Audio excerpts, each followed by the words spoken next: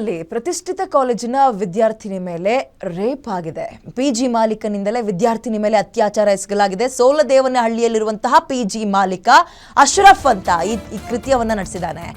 ಪಾಪ ಆ ಹೆಣ್ಮಗಳು ವಿದ್ಯಾರ್ಥಿನಿ ಪಿಜಿಗೆ ಸೇರಿ ಬರೀ 10 ದಿನ ಆಗಿತ್ತಂತೆ.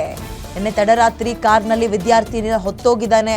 ಆಮೇಲೆ ಪಿಜಿ ಓನರ್ ಅವನು ನಿರ್ಜನ ಪ್ರದೇಶಕ್ಕೆ ಕರ್ಕೊಂಡು ಹೋಗಿ ಅತ್ಯಾಚಾರ ಎಸಗಿದ್ದಾನೆ. ಕಾಮುಕ ವಿದ್ಯಾರ್ಥಿನಿಂದ ಸೋಲದೇವನಹಳ್ಳಿಯ ಠಾಣೆಯಲ್ಲಿ ದೂರನ್ನ ದಾಖಲು ಮಾಡಲಾಗಿದೆ. ಪ್ರಕರಣ ದಾಖಲಿಸಿಕೊಂಡ ಪೊಲೀಸರಿಂದ ಅಶ್ರಫ್ನ ಬಂಧಿಸಲಾಗಿದೆ. ಯಾವ ಧೈರ್ಯದ ಮೇಲೆ ಹೆಣ್ಣು ಮಕ್ಕಳನ್ನ ಪಿಜಿ ಕಳಿಸ್ತಾರೆ ಇನ್ಮೇಲೆ ಇಂತಹ ಘಟನೆಗಳು ಆಗ್ಬೇಕಾದ್ರೆ?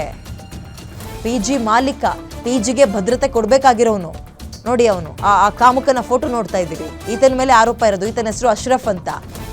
ಪಾಪ ಆ ಹುಡುಗಿ ಇತ್ತೀಚೆಗೆ ಒಂದು 10 ದಿನ ಆಗಿತ್ತಂತೆ ಅಷ್ಟೇ. ಹೊಸದಾಗಿ ಬೆಂಗಳೂರಿಗೆ ಬಂದಿದ್ದಾಳೋ ಅಥವಾ ಏನೋ ಗೊತ್ತಿಲ್ಲ, ಏನೋ ಕೆಲಸ ಹುಡ್ಕೊಂಡು ಓದ್ಕೊಂಡು ಬಂದಿದ್ದಾಳಾಕೆ. ಈತ ಆಕೆಯನ್ನ ಕರೆದುಕೊಂಡು ಅದು ಹೆಂಗೆ ಏನಾದರೂ ಕನ್ವಿನ್ಸ್ ಮಾಡಿ ಕರ್ಕೊಂಡು ಹೋದ್ನಾ? ಆಕೆ ಏನಾದರೂ ಹೆಲ್ಪ್ ಕೇಳಿದ್ಲ? ಈ ಥರದ್ದೇನೋ ಆಗಿರುತ್ತೆ ಮಧ್ಯದಲ್ಲಿ, ಏನೋ ಹೆಲ್ಪ್ ಕೇಳುವಂಥದ್ದು ಅಥವಾ ಇಬ್ಬರ ನಡುವೆ ಏನೋ ಕಾನ್ವರ್ಸೇಷನ್ ಆಗಿರುತ್ತೆ. ಈತ ದಾರಿ ತಪ್ಪಿಸಿ ಆಕೆ ನೆಲ್ಗೋ ಕರ್ಕೊಂಡೋಗಿ ಈ ರೀತಿಯಾಗಿ ಅತ್ಯಾಚಾರ ಎಸಗಿದ್ದಾನೆ ನಿರ್ಜನ ಪ್ರದೇಶದಲ್ಲಿ ಅಂತ. ಅಲ್ಲ, ಈ ಪಿ ಜಿಗಳ ಮೇಲೆ ಮೊದಲೇ ಅನುಮಾನ.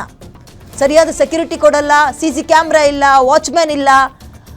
ಯಾರೋ ರಾತ್ರಿ ಹೊತ್ತೆಲ್ಲ ಪಿ ಜಿ ಒಳಗೆ ಹೋಗ್ತಾ ಇದ್ದಾರೆ. ಹೆಣ್ಮಕ್ಳು ಇರುವಂತಹ ಪಿ ಜಿಯಲ್ಲಿ ಎಷ್ಟು ಘಟನೆಗಳು ನೋಡ್ಲಿಲ್ವ ನಾವು? ಕಳೆದ 6 ತಿಂಗಳಲ್ಲಿ ಎಷ್ಟು ನೋಡ್ಲಿಲ್ಲ?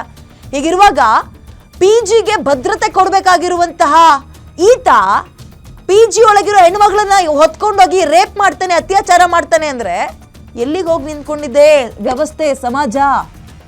ಯಾರನ್ನ ನಂಬೋದು? ಪಿ ಜಿಗೆ ಯಾವ ಧೈರ್ಯದ ಮೇಲೆ ಹೆಣ್ಮಕ್ಳನ್ನ ಬಿಡ್ತಾರೆ ಪೇರೆಂಟ್ಸಿನ ಮೇಲೆ? ಹಾಗಾದ್ರೆ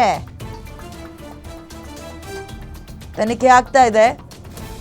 ಎಚ್ಚೆತ್ಕೊಳ್ಬೇಕು ಹೆಣ್ಮಕ್ಳು, ಬಹಳ ಹುಷಾರಾಗಿರ್ಬೇಕು. ಎಷ್ಟು ಹುಷಾರಾಗಿದ್ರೂ ಕಡಿಮೆನೆ. ಇಂತಿಂತ ಕಾಮುಕರು ಎಲ್ಲೆಲ್ಲಿ ಯಾವ್ಯಾವ ಬಿಲದಲ್ಲಿ ಇರ್ತಾರೆ ಅಂತ ಗೊತ್ತಿಲ್ಲ. ಗೋಮುಖ ವ್ಯಾಘ್ರಗಳು ಇವರೆಲ್ಲರೂ